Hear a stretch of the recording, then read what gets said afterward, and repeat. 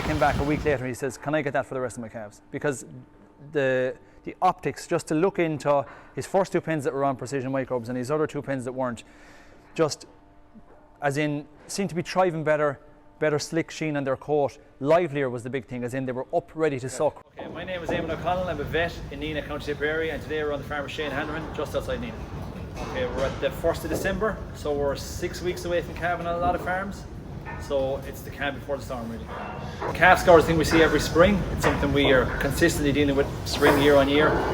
The main culprits, rotavirus and crypto. And year on year we are seeing that on different farms, just causing problems.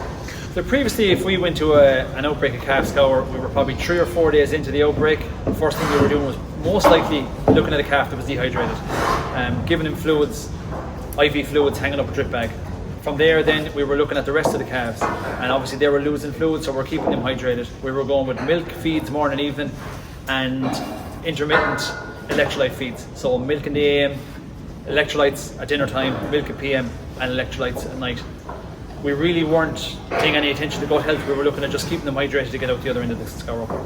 So this year was the first year we got our hands on Precision Microbes. The market was awash with additives to milk in outbreaks of scour. So what we were finding was we were coming out to an outbreak of scour and the farmer already had a product in place and he was asking our opinion on it. So this year we got our hands on Precision Microbes, which is a veterinary only product, and we found it to work. We started off with 2 calf rearers where we put it into half of their calves and the other half weren't on Precision Microbes, and by the end of week 1 the first farmer came back and said, can I get that for the rest of my calves?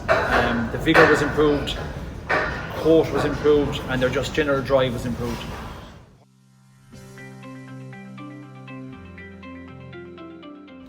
Yeah, it was something we never paid attention to. Gut health was something we never even considered until this year, to be honest. And when you realise that you're dealing with a baby calf, which is just a baby, and if their gut gets under pressure from an outbreak of scour, the health of their gut needs to be improved and needs to be maintained.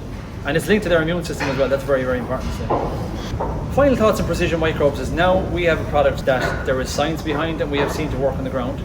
And it's a product that we can confidently go out to our farms and tailor how it's used and where it's used.